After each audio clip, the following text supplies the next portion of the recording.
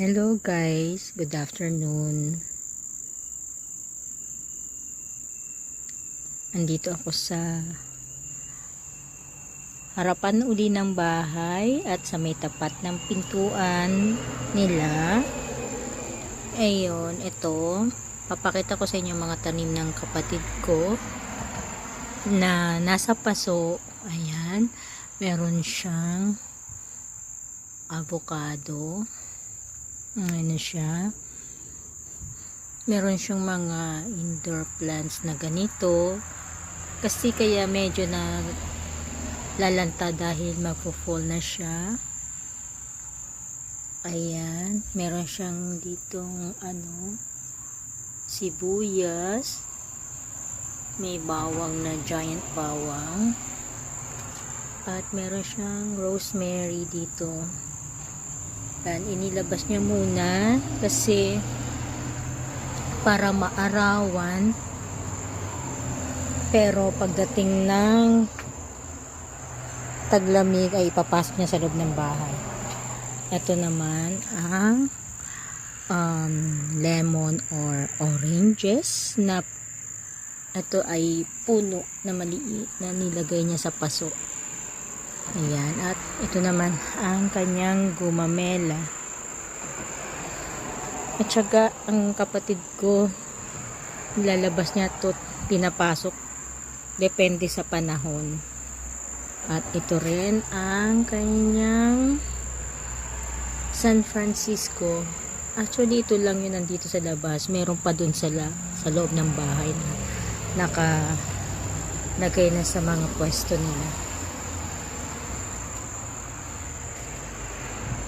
At may mga halaman pa rin na hindi ko rin alam kung ano ito, pero ayan, mga halaman na naka-display, namamatay siya kapag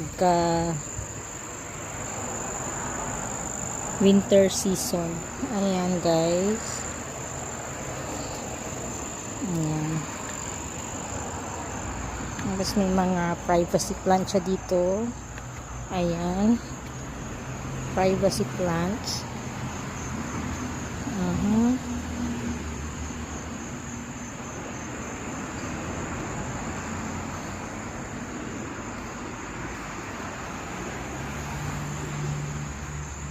Ayan guys, ang mga halaman niya dito. So kasi nagpapalit ang season, kaya ang kanyang mga dahon ay nag-iiba na rin ang mga kulay. Ayan.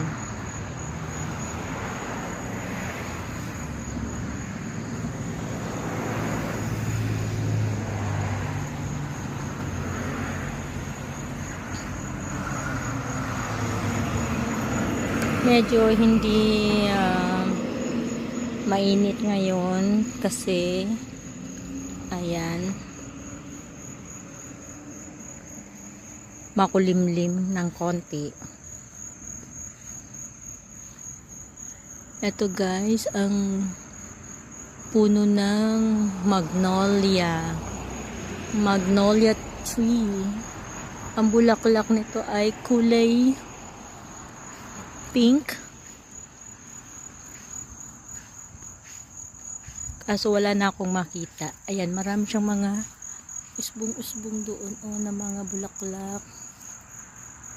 Ayan, ayun siya.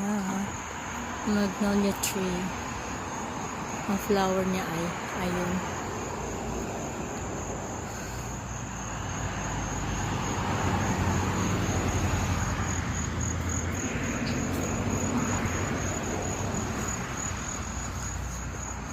Paano guys, hanggang dito na lang uli.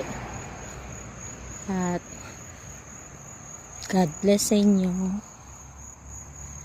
Bye bye.